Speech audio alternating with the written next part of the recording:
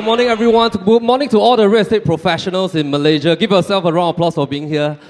I want to thank MIEA for inviting me to this awesome event. It's good to see so many people here on a two-day event. Thank you for inviting me to Marec 2024. Maybe before I kickstart, why don't you give the neighbor on your left a high five and say that it's awesome to be sitting beside you. Just give your neighbor on the left-hand side a high five. Because it's so awesome to be gathered here as real estate professionals and then learning from one another. And also look at your neighbor on the right and say that, you know, it's awesome to be sitting beside such a handsome and beautiful person. I'll give them a high five as well. All right. So back in 2019, that was actually my last trip to KL. I was invited to give a talk to a group of realtors, and of course that was a wonderful event. Subsequently, just before the pandemic, of course, we invited a small group of them to Singapore. We held like a 2-day masterclass to talk about how to create content, how to start their YouTube channel. A lot of them actually today, they have already started their YouTube channel, and they became friends as well with me. And that was my last trip to KL. It's been close to 5 years already, and it's good to be back. So just before coming to KL, I was holding a masterclass. It was a full-day event for PropertyLimBrothers realtors back home in Singapore. And I was telling my realtors this very hard truth, is that the person sitting beside you, in the next 3 to 5 years, if they do not do something different, and they do not start to create their own niche in the real estate market, the friend that's sitting beside you in 3 to 5 years' time might not be there anymore in terms of being in the industry. And that is a very hard truth because when I started real estate 16 years ago, I chanced upon this trend report that this is going to happen in the next 10 years. And as I was holding the masterclass just last month, I realized that a lot of things that's being written here has already came true. And today, in my short 1 hour with you, I want to add as much value to you as possible. So I want to invite you to pen down your thoughts on the pen and paper right in front of you. Would that be okay with everybody? Right? All right, awesome, great. So this is the statistics in Singapore. So why do I want to bring up Singapore is that back 16 years ago when I started real estate, there was no regulations. There was no Council of Estate Agents. Council of Estate Agents started in 2010. That was about 14 years back. And they've done a great job since then because back then, when I started real estate, 16 years back, everybody looked down on real estate agents in Singapore. They call it a cowboy industry. When I started as a brand new realtor, I still remember my first month attending training. And I go up to the trainer after the class. It was a very simple class about understanding how to sell HDB properties. And I was trying to ask the trainer, hey, Mr. Trainer, is it okay that I have a short 30 minutes with you on how to do a seller presentation? The trainer looked at me and asked me, who is your manager? Go to your manager, don't ask me. So that was how industry was like 16 years ago. It's like a dog-eat-dog kind of industry, very toxic. Nobody wants to share information. And the way that I pick up seller presentation learning was actually through another realtor from another company. So he was so kind-hearted to teach me how to do a seller presentation. And that was how I picked up back then. Now, in Singapore right now, there are 35,300 plus professional licensed realtors. To get a license in Singapore, you need 1.5 years. Can you imagine that right now? Because just to go for a course, you need to go for about, the course is just actually 1 to 2 months, but you need to wait for the course to happen. That's about 6 months. Just to book the exam is another 6 months. And to wait for the results is also another 6 months. So it's about 1.5 years. But how are the agents now in Singapore trying to stand out against one another? However, based on our observation, close to 90% of Singapore realtors actually exit the industry within the first year because it's so competitive and Singapore is so small. And in fact, out of 30,000 realtors, I would say that only about 11,000 realtors are active right now. How do we know that? It's because when we look at Property Guru, the most popular portal in Singapore, only about 11,000 realtors have an account with Property Guru. And in Singapore, it's very clear-cut. Because it's so small, consumers are very savvy. if they want to appoint you to sell their home, if you don't even have a basic property guru account, they don't even want to give you their business. So only about 11,000 realtors have a property guru account. And what are the rest of the realtors doing? Basically, I think a lot of people, they got a license, they couldn't really do well within the first year, they parked their license. And how about Malaysia? Malaysia, based on understanding from some of my friends here in Malaysia, is that it is the opposite. There are probably about 30 over 1,000 licensed realtors. And of course, I know in Malaysia, the professional term is real estate negotiators, right? So real estate negotiators probably license about 30 over 1,000, but you have about 100,000 maybe realtors without a license, and I think you all term it as illegal agents, right? Now, these are the fear points of all the real estate agents in Singapore. Everybody worry that they do not have consistent leads. They are worried of technology disrupting them. They are very worried that they look the same to the seller and buyer, and it's very hard to get exclusive. And they always are very worried that when they go for a seller presentation, the seller will meet another 3 to 4 agents, and they will then not sign exclusive and do an open listing. So these are the fears of agents in Singapore. And agents always fear that, I don't know whether I have leads next month. And because of that, my closings might be inconsistent. So how about Malaysia? I believe probably is about the same. Because we are all real estate professionals, we want to come into this industry to do well for our loved ones and our families. And of course, one of the most important things is that your revenue have to be consistent. And maybe you're worried also about many other things. Like there are a lot of illegal negotiators. It becomes very competitive. Consumers cannot differentiate who is licensed, who is not licensed. No regulations. Very hard to stand out. And of course, maybe your property supply is a lot and very hard to sell. Plus, because of too much supply, sometimes the price don't appreciate. So, I have 3 objectives today. Basically, my 3 objectives is to share with you how to start your real estate success in the next 3, 5, 7 years by positioning a niche in your particular market, or in your business, or in your small team, or in your agency as well. How to gain positioning, and how to create and start to automate a content strategy. Because I believe technology always evolves. Now we have AI, we have a lot of tools. These are tools, but a brand and a content strategy is something that people cannot take away from you because it stays with you. It stays with you as an individual person, it stays with your team, it stays with your agency. So in order to fulfill these 3 objectives, I have 3 steps. And I want to share with you these 3 steps. This is what I call the ultimate business strategy for realtors. And I believe that these 3 steps can create an enormous amount of success, especially in today's era where you have so much technology to leverage on from our panelists, from today's speakers. And the very first part, of course, will be niche positioning, followed by an ultimate business model. And the last one will be, how do you create a leverage hexagon? Now, I want to share like a short video about what we do in Singapore. And then after that, I'll come back on. All right. That's what I'm talking about. Wait. Okay, now, from the beginning. Hit it, boys. Create glass panel sliding doors. Oh my goodness, look at that. What are you talking about?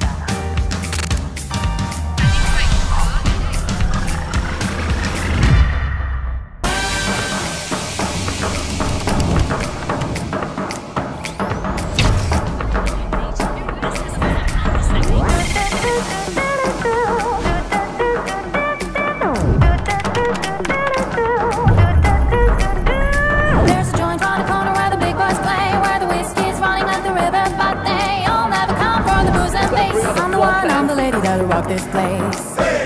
That'll rock this place. That'll rock this place. Rock this place.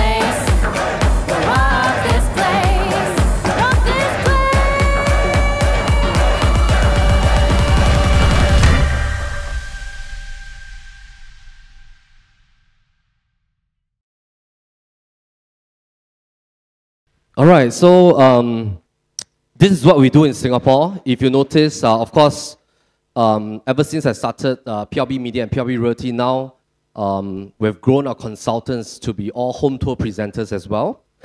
This is my background. I've been in real estate since 2007, and I was awarded Millionaire Realtor from the days that I was still practicing sales. Now I run 2 companies as CEO and co-founder. PLB Media is a creative agency, and of course, Realty is a real estate agency in Singapore. And personally, I've sold more than 1,000+ homes on a personal basis, and of course, filmed a lot of home tours throughout my entire career. However, today I want you to write down these 2 keywords on the paper right in front of you, which is called a paradigm shift.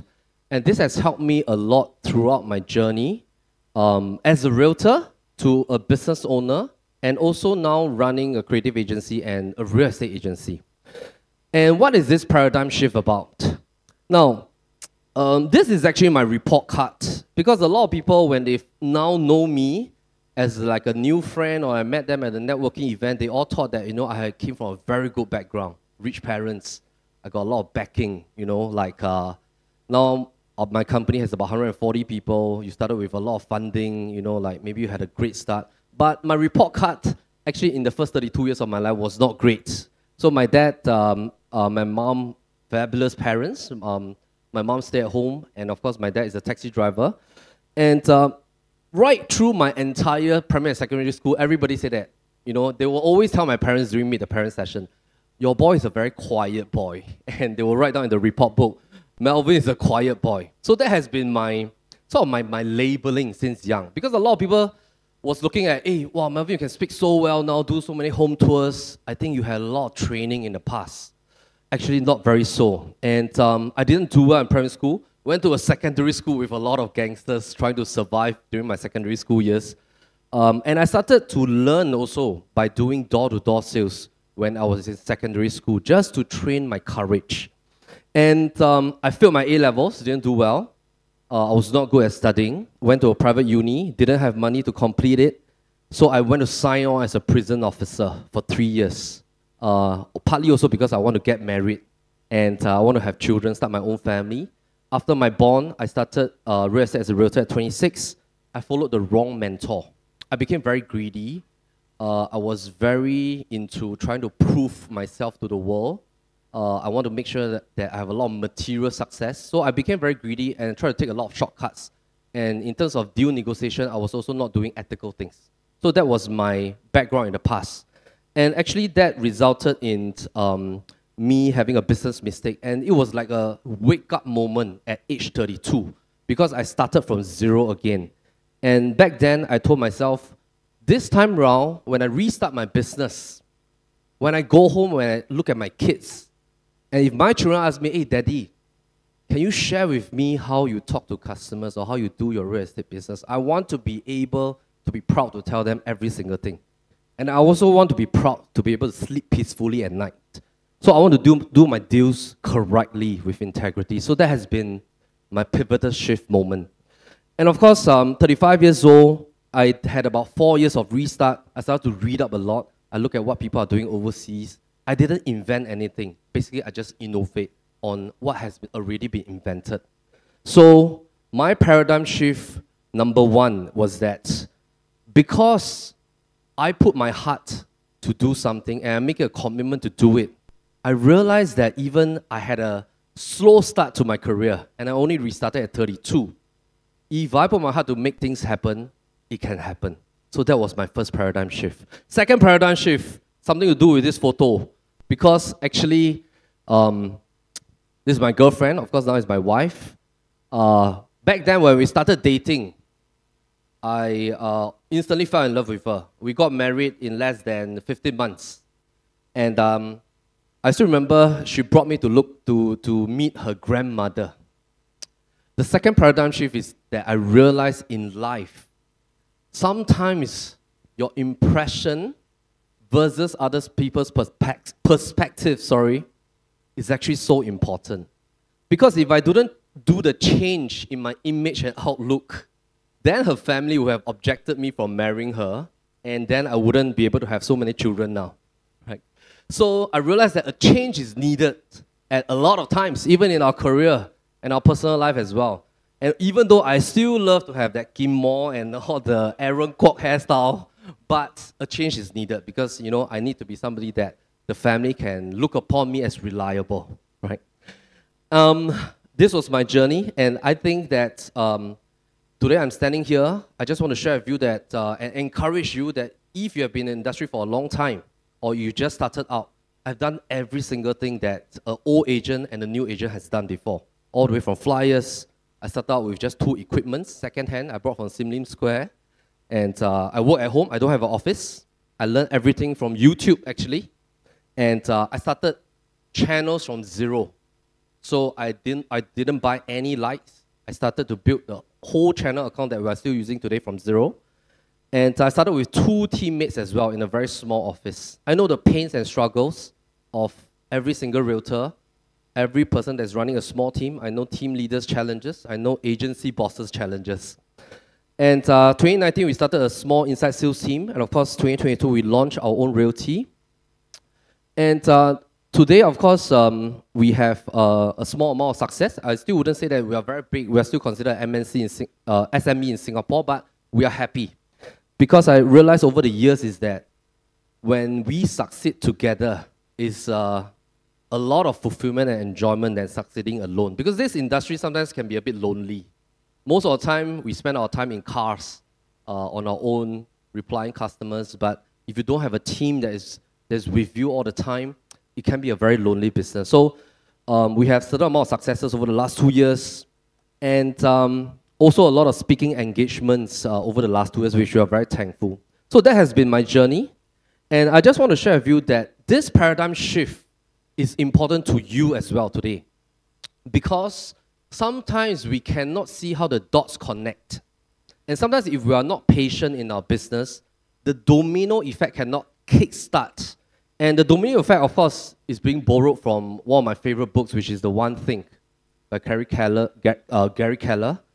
And this is about building one thing at a time. And in fact, I can just say that you just need to do 1% improvement every single day. And after 365 days, you have 365 different success.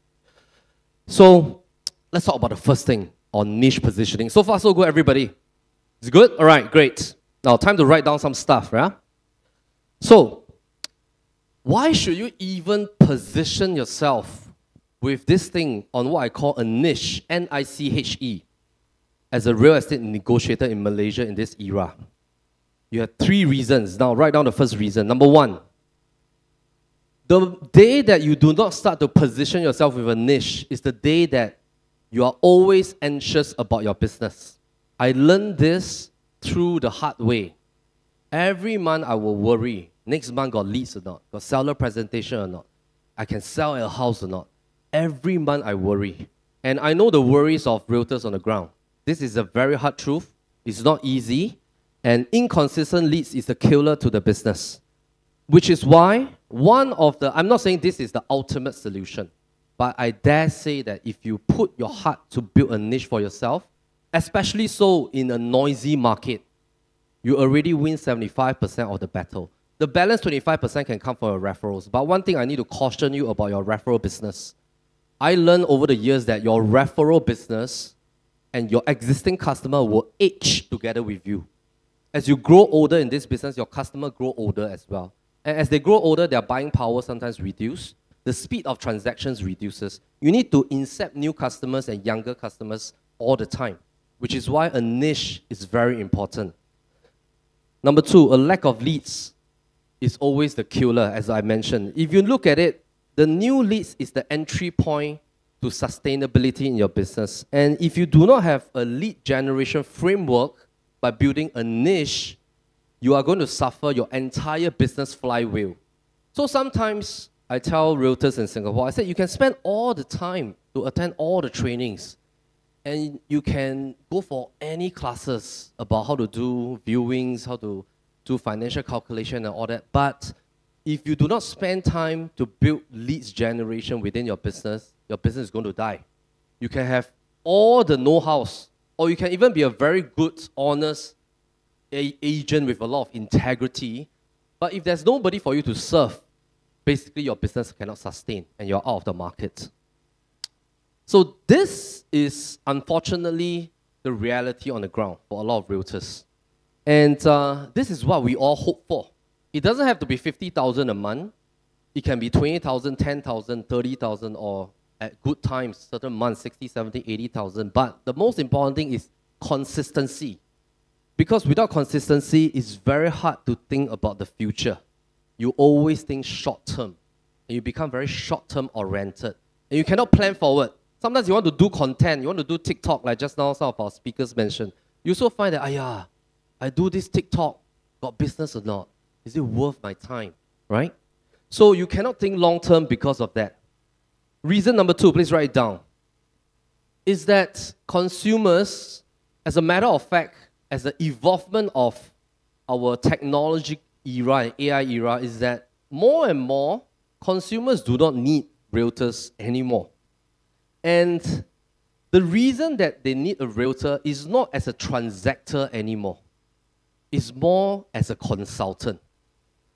So if you look at all the realm of information, and actually in Singapore, nowadays when we meet a client, a buyer or a seller, they already have all the subscription to the research platforms already. They already can see all the past transactions. They can see the graph. They can tell which condo make profit, which condo don't make profit. And if you are not better than that, and you cannot offer analysis and framework, you cannot stand out from the crowd. And buyers love to go and buy themselves because they don't need realtors anymore. And that's already happening in Singapore. And realtors that do well position themselves as analysts and consultants. Agents that remain as a transactor, please take this down, is that you will find yourself irrelevant very quickly.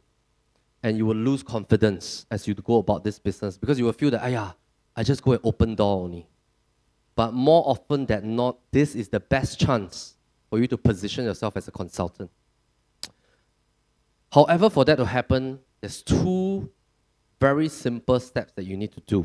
All right? And I want to encourage you today. It's very easy. It's not difficult. Number 1 is to change your language. And number 2 is to use the right strategy. What do I mean by change the language? Because our words that we speak to ourselves and to one another shapes our perception. Actually, in my company, I banned my realtors for calling themselves agents. I said, this word agent is out of this company. You cannot say. You only call yourself a realtor or a consultant. So of course, I know Malaysia, you call yourself a negotiator. But actually, if I'm a consumer, I'm not sure about the culture over here, but I would say that if you can start to change your language on what you are talking to yourself, it can greatly help your business. Because sometimes when we tell our customer that, hey, I'm a negotiator, customer might feel like, hey, wow, you're here to negotiate against me. Right? Or you want to close my deal quickly. Right? But if you tell your customer, hey, Mr. Tan, I'm here as your consultant. I'm here to help you. I'm with you together. I think the language instantly creates a lot of alignment, right? And sometimes, if we start from a negative belief, it will go to a negative potential on what we can do. It will then spur a negative action, and naturally the outcome will be negative.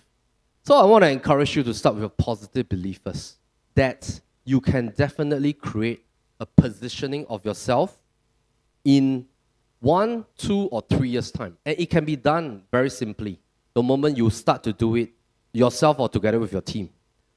And there's 4 questions that we need to do for a quick assessment. So far, so good, everybody?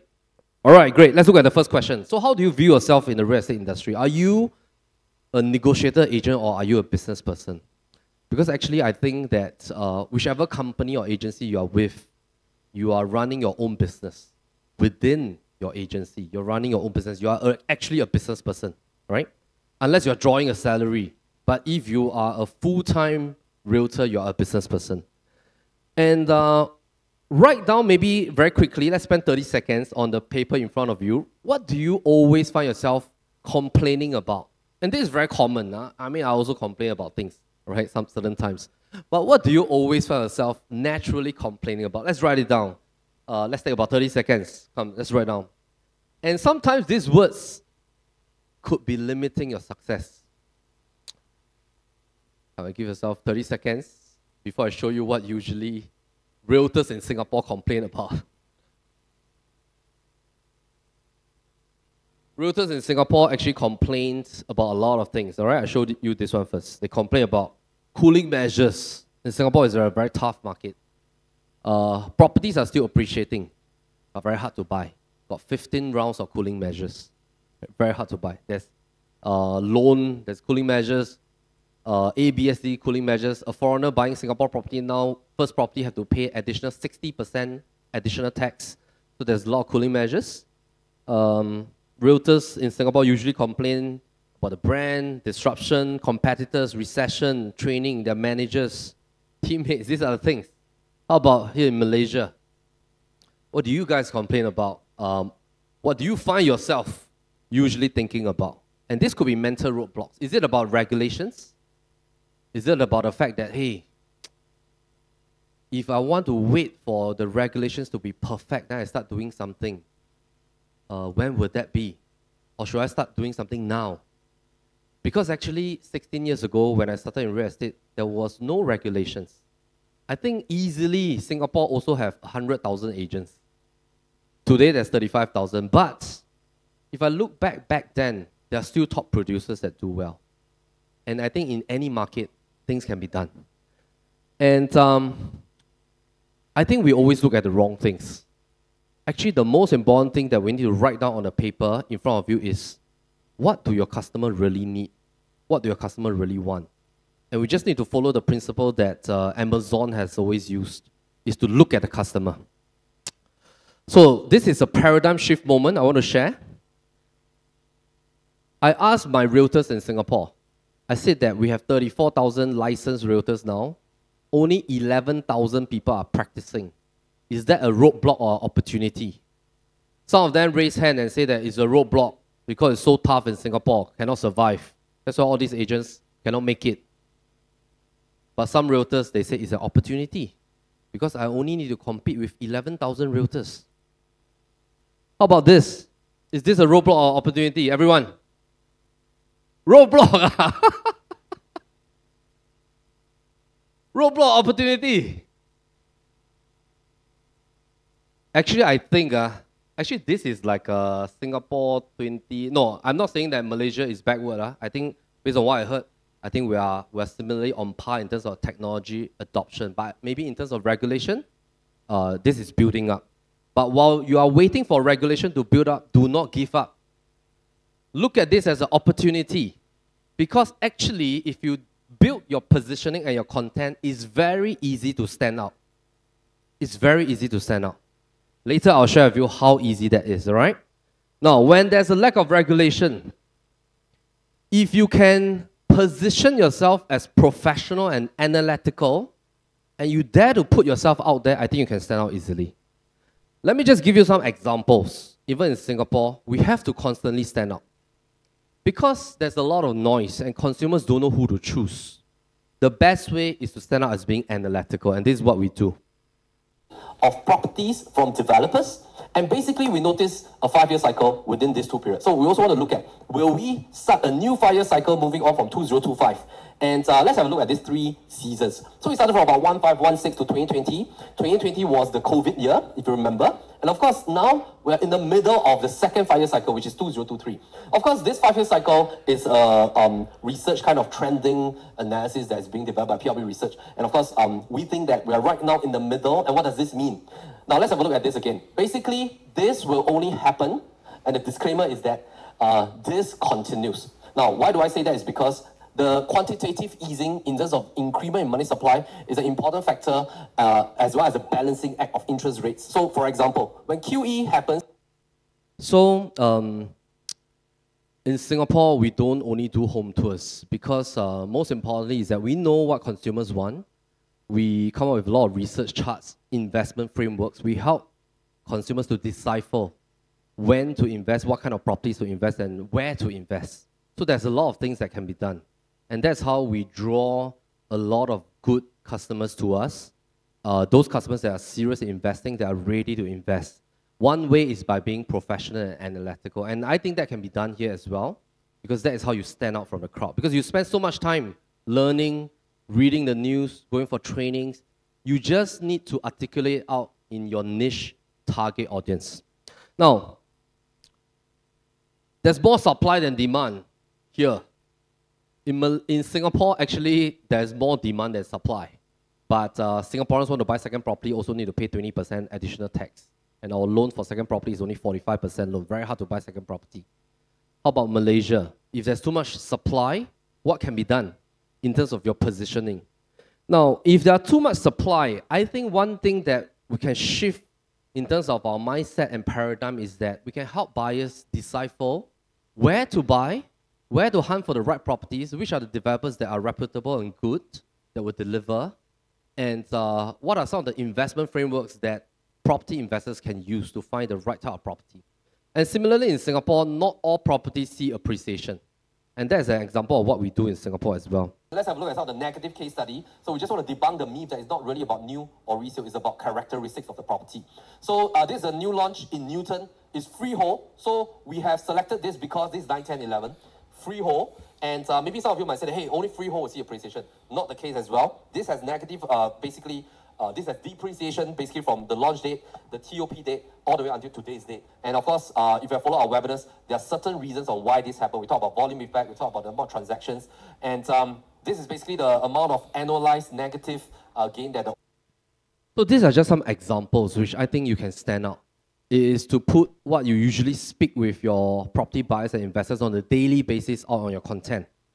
And of course, number 3, please write down on your paper, what drives you in this business? Because I realize that sometimes if we are not clear about what drives us in the business, it's very hard to move forward in terms of building a business on a longer term basis. For me, it's very simple. I call this the impact, meaning, and freedom. I realized this a couple of years back is that the more impact and value I give to my customers and my team members, the more meaning that I receive in my daily work and satisfaction in my daily work. And of course, then I can derive freedom as a positive ripple effect. So that has been my framework. What about yourself? What has been your driving force in your framework? And sometimes I think it's because we're just not hungry enough for our family and loved ones and of course for your future. And number 4 is that this is the ultimate roadblock to a real estate professional creating their niche in the market. Why do I call this the ultimate roadblock? This roadblock is about worrying how other people look at you.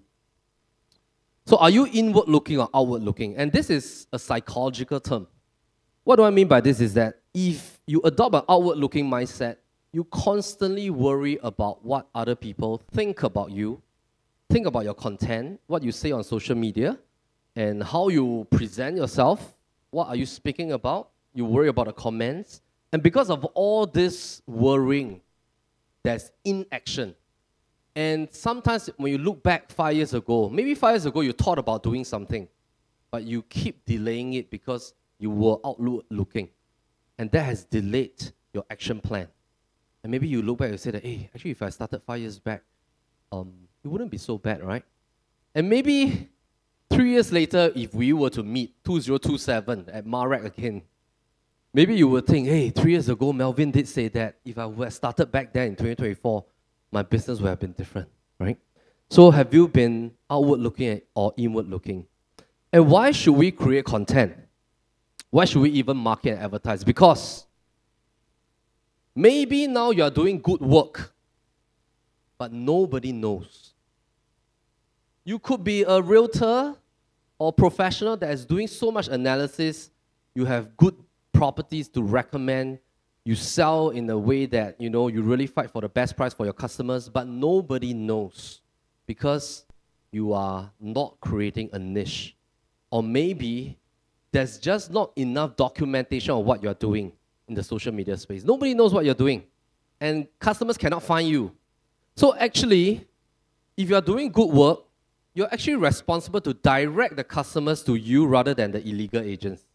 Because if you don't even advertise yourself, or you don't even put yourself out there, how can they find you? Naturally, the illegal agents that advertise themselves, customers will find them, right? So this is actually a mindset shift that I had about 6 years back. And of course, I think reason number 3 is that it's crucial for your success. Why is it crucial? Is that differentiation is so tough. Back then, my team, Grace, was just putting in this slide for me. So sharing with me that actually Apple's guess how many apples are there in the world? How many types of apples? Variation. Anybody? Just make a guess. 7,500 different types of apples. So there are 7,500 different types of apples. And how will the customer be able to identify who we are if we don't differentiate ourselves? And sometimes the moment we start to differentiate, they can easily identify us and the service that you provide. So the rationale is because customers only want to have one expert in different areas of their life. One dentist, one doctor, one realtor, one insurance agent. They only want to deal with one very solid person. And of course, if you can be that solid person, and you only need to perform on the first time, your first transaction with them.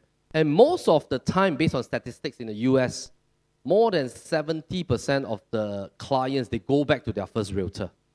So you just need to perform one time very well. But in order to do that, you need to be able to attract new business and generate new business by building your niche. So how does PLB build our niche through the years? And of course, I started as a single realtor together with my business partner. Now we have a team of realtors. But how do we continue to stay focused and to be patient with the results, to dispel all the noise by building our niche now as a company? So all the way from a single realtor to a company, how do we do that? Let me just show you a quick video. And this has something to do with our MySpace for being the home tours category king in Singapore. Welcome to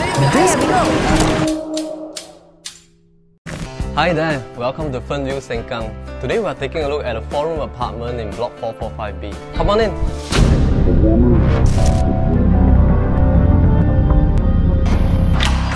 Hi, we are excited to show you a freehold duplex 2-bedroom penthouse at East Village today. Come on in.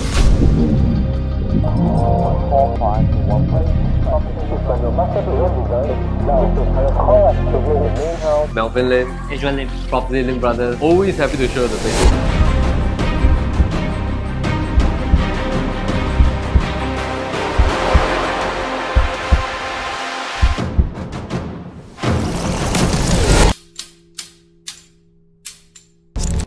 Gigantic master on level 2. Hey, how's opening? What should I say? So back then in 2016, home tours was a very new thing in Singapore. Nobody has done home tours.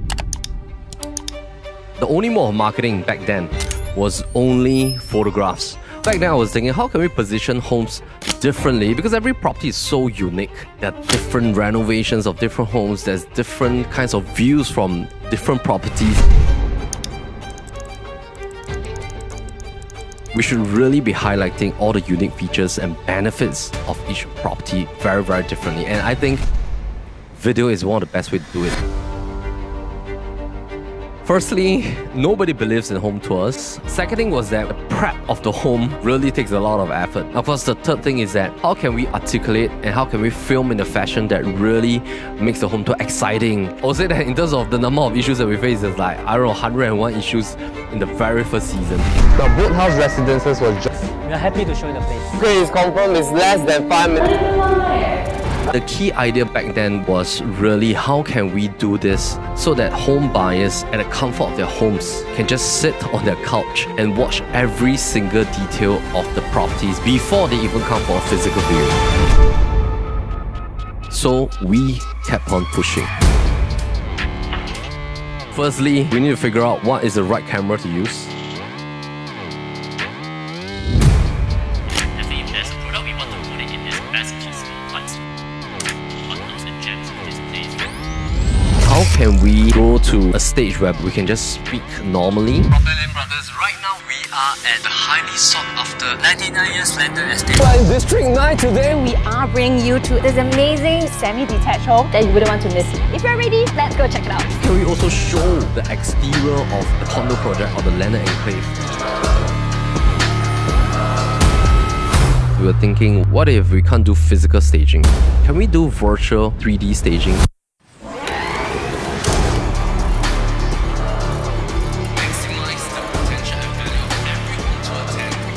What about investment units? How can we use motion graphics so that we can visualize better, we can look at numbers better, location maps better, bring out the floor plans? How to select a home in terms of framework? We develop all the different outcomes and solutions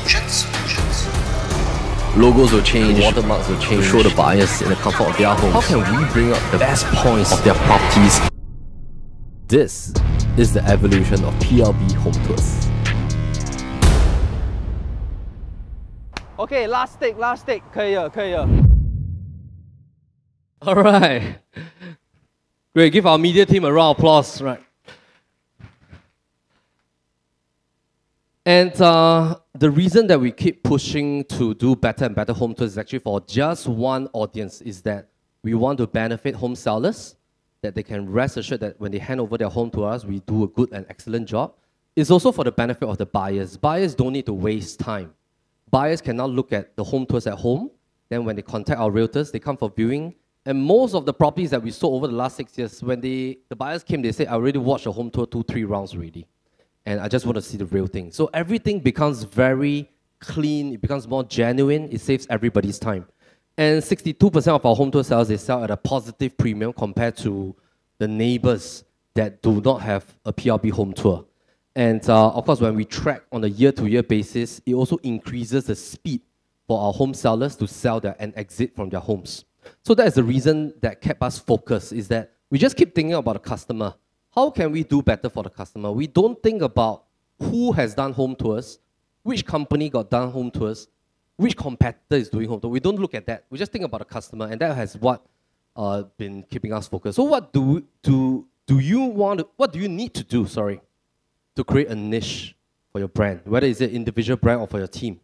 And let's have a look at this, the second part, which is the business model.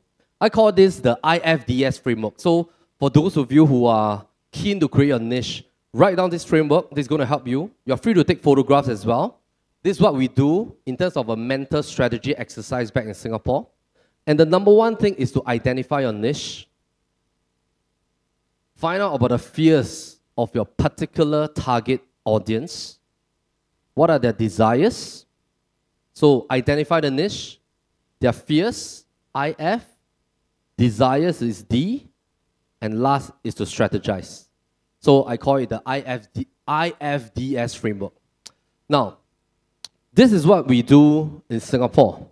You can do that for your own market as well. We list down in a matrix box all the different types of customers that we can serve, and we zoom in to one, maximum 2 groups that we want to position ourselves to the audience. Later, I'll share with you what is the ultimate business model about. We also do up their thinking mind space as a family. For example, Mr. and Mrs. Tan, this is provided to me by one of my writers in the past. Basically, we'll write down what do they want to achieve in life, what they fear as well. Number 3, we write down all their concerns as a buyer. So we call this the buyer's persona exercise. So think about your target audience. Let's say if you're doing landed homes or you're doing condominiums in high-end KL, write down all the potential fears of your buyers in this market. And let's say if you are a listing agent, write down all the potential concerns that a home seller owning a high-end KL home or maybe a KL landed property usually will have. And this is what we call the seller's persona. The next 2 things you need to do is to chart their journey. And why has this been important is because actually, if you go to our PropertyLimBrothers YouTube channel, all the content that we create is based on their journey. We create content around their journey.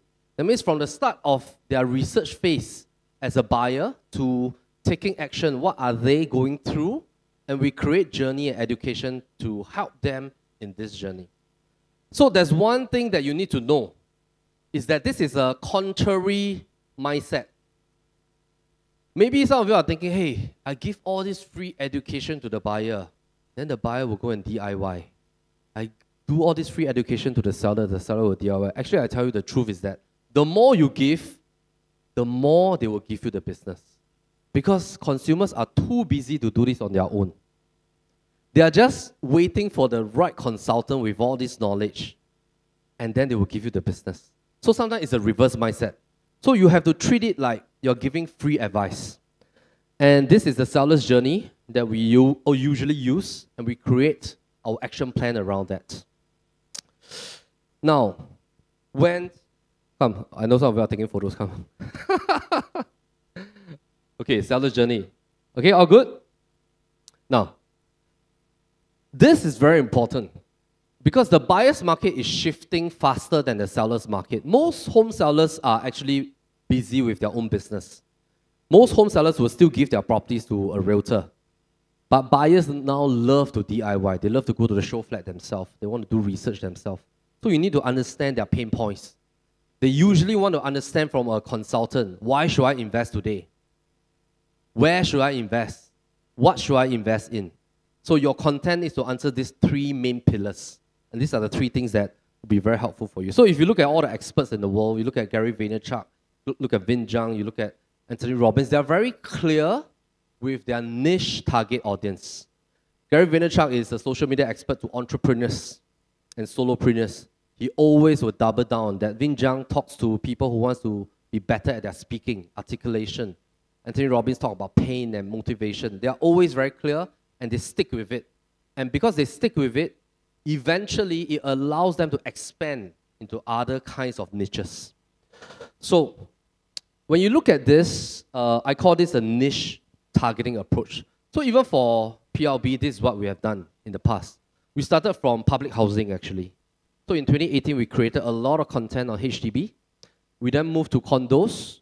We then moved to landed. We then moved to new launches. And then we started our agency. So as an agency, we actually do everything. But we have different content pillars to target different niche. How about yourself?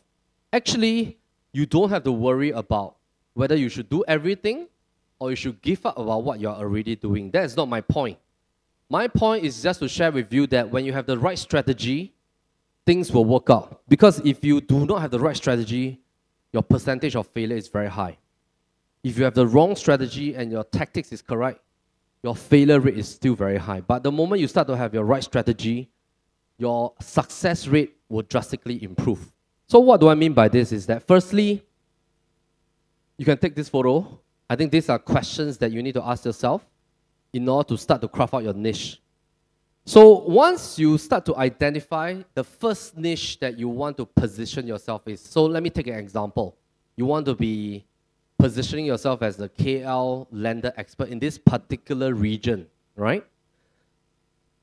Think about, do you want to be an expert in a type of action? Okay, that means I help people to move into their first property investment at a faster speed by giving them the right investment framework. That's the type of action.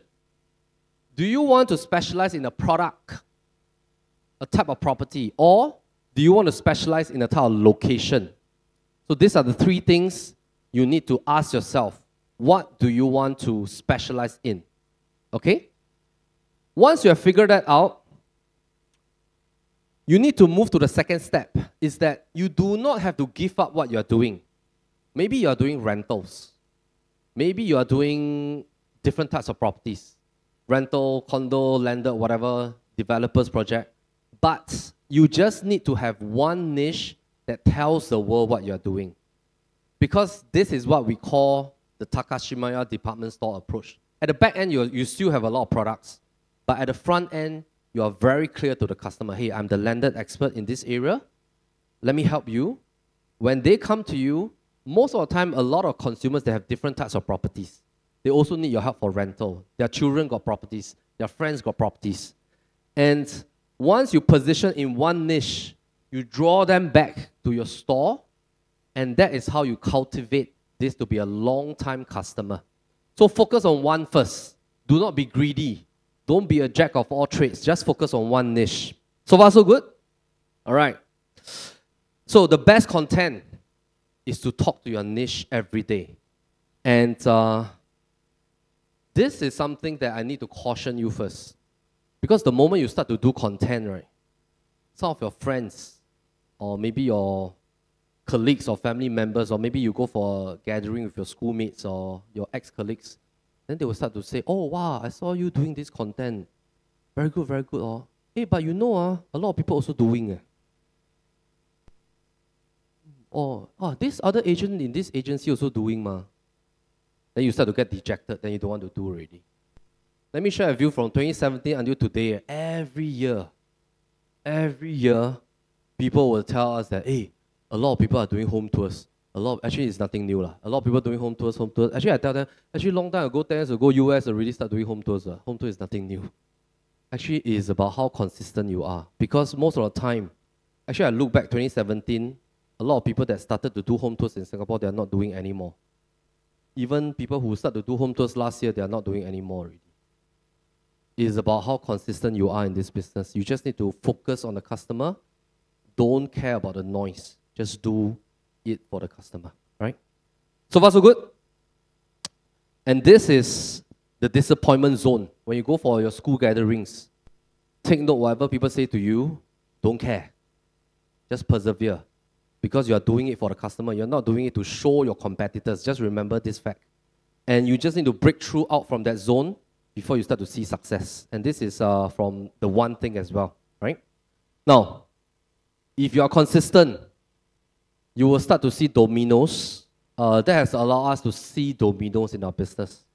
So starting from 2017 as 2%, we start to see dominoes being built. So every home that we sell, we reinvest back into the business. We believe that it works.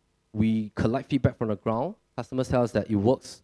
Home tours help them to sell faster and better and higher. So we persevere and we make the home tour better and better each year. And we start to build more in-house team on how can we don't do physical home staging. How can we just use technology to do staging or renovation? And that's what we've been doing for the whole of last year. And we also started a lot of webinars. That has brought us a lot of investors and buyers last year.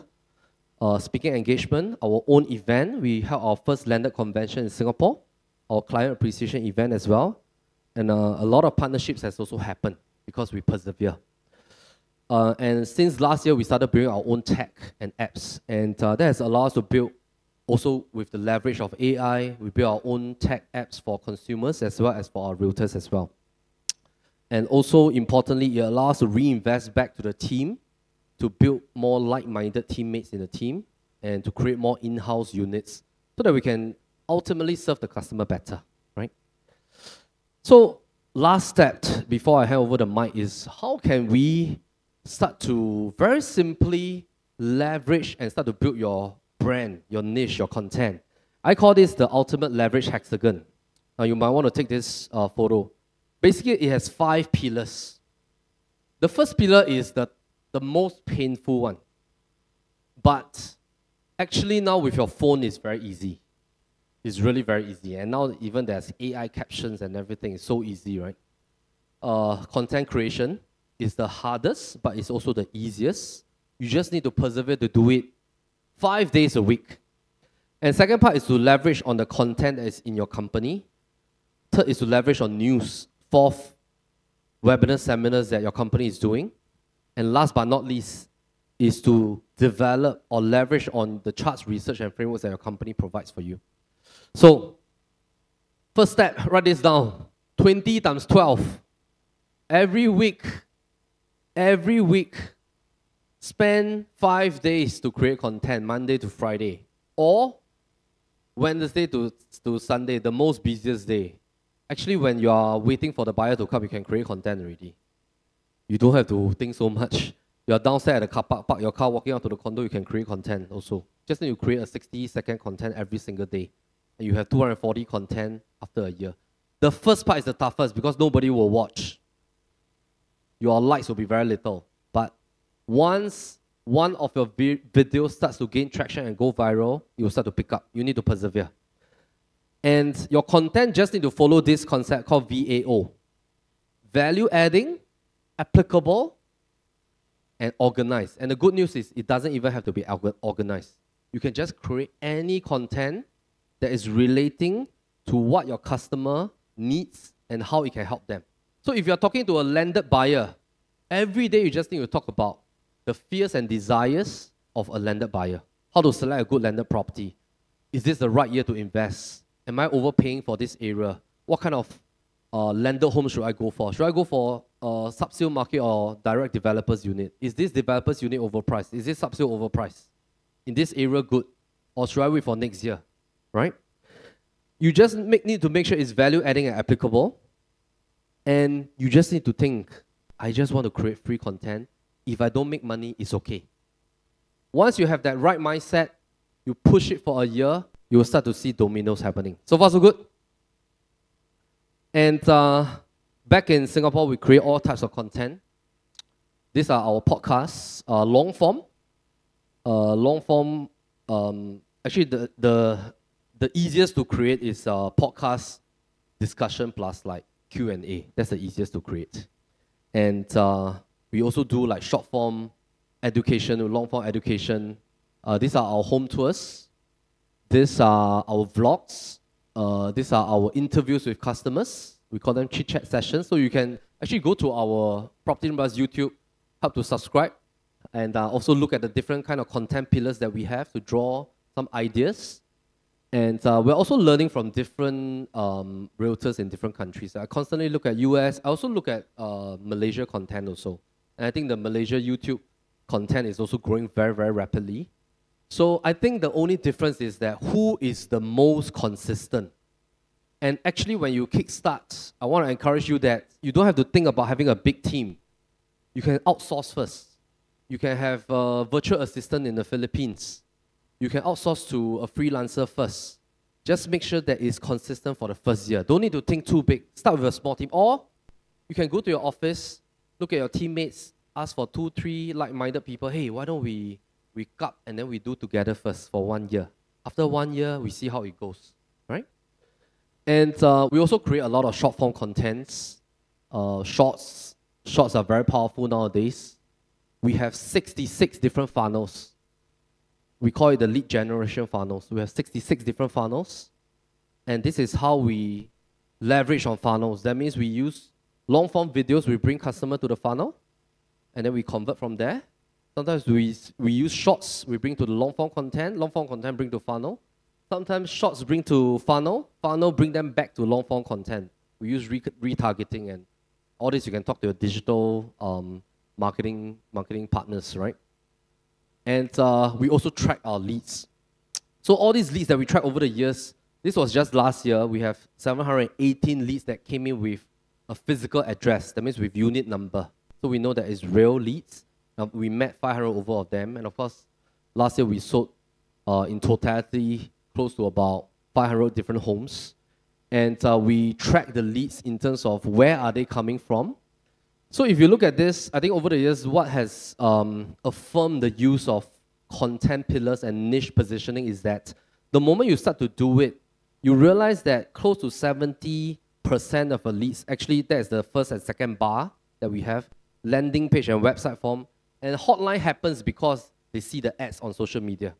Because we only display the hotline on social media, and then they come to our website, they call us. So close to 70 to 80% of our leads now come from our content and niche positioning. And the rest is from referrals and other things like that. And this is what I call an automated niche positioning lead gen system. So once you have that, you can leverage on funnels, build your own frameworks. This is something that people cannot take away from you. So people like to simplify their lives with frameworks. For example, if you have a method to invest in landed homes, create like a EFG framework, something like that. Create different kind of frameworks so that they know that it belongs to you, right? We create different charts. We leverage on our prop tech, which I think you can leverage on what your company already have. Just think about how to leverage on what your company have for quick win first. Don't spend the time to develop on your own. The only thing you need to develop on your own is to create a content. Every other thing, look at what your company have, leverage on it. I believe your agency leaders will help you, right? Webinars as well. Webinars is something that we leverage a lot. And I just want to encourage you that it's going to be hard, but once you start, you realize that, after I start for 1 month, it's getting easy. After I start for 2 months, it's getting easy. And you will start to build a team around you. And of course, maybe initially your freelancer might not be the suitable one. You might need to switch and change. But after that, it will get easier and easier. All right? And before I end, this is what I call the flea zone. People that start to create content, have their own YouTube channel, their own niche, they start to move to smaller circles over the years and end up you are in a circle that is so small that you only need to compete with a few players. If you don't create a niche, you are always competing here in the largest competition pool. But the moment you start to create a niche for yourself, every time you go and meet a seller, at most, they will just compare you with another 1 to 2%. And that is the reality on the ground. So the moment you position yourself, you flee from competition. All right? And a golden rule is when you create content, please do not talk about your competitors. Don't create content to talk about other agents. Just focus on your customer. Because your customer also will feel that you're not professional. Why you keep talking about your competitors? It's like very childish, right? In Singapore, actually, a lot of realtors, they start to do this, they got penalized, they got suspended by CEA. So focus on your customer, create the right kind of content. And last but not least, these are the 3 steps that I have for you today. I hope that I have added value. So far, so good, everybody? Is that good? And I just want to share one last thing. I always like to do this exercise with all my audience, is that this is the average lifespan that we have in Singapore. But 83 years old refer to women. Men is usually shorter life, okay? And I like to do this exercise. And I also hope that you can participate in this exercise. Let's take the 83 years old minus your current age. Because every time I want to procrastinate or I start to fear doing something, I will use this exercise on myself. I will take out my calculator. I take 83 minus my age now, which is 43. I multiply by 365 days. So, do a quick calculation. This is the time to bring out your phone. Just take out a calculator app.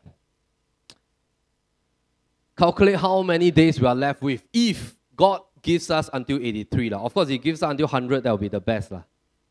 But if God gives us until 83, how many days are we left with? Anyone want to shout your answer or not? I share my answer first. 14,600 days. That's my... Sorry? How many days? Okay, you can leave the answer to yourself. 14,600. After this, I also sometimes, sometimes when I get too anxious or I get a bit too ambitious, sometimes running businesses can be stressful, right? I will take a step back, look at this, and tell myself that, hey, I'm here to also enjoy the journey, enjoy the people that are with me. And I will also do this exercise for my parents so that I can remind myself to be thankful to them for their time, right? So most importantly, I think our mind is our greatest asset and our greatest enemy. And change is very difficult, but if you can take one step of paradigm shift forward, your business will be drastically different for you, your family, your loved ones. And build yourself around a good team. This can be a lonely business. I want to encourage you. And that's also the reason why that we invest in a lot of memories with our team. We do a lot of things day to day, month to month. We love events, we love huddles and things like that. And I want to encourage you to do that as well with whichever team and company and agency that you have. And even with everybody here, even though you are from different companies, but I think just being in the same industry is already being in a good community. All right? Thank you very much, everyone. Take care. All the best.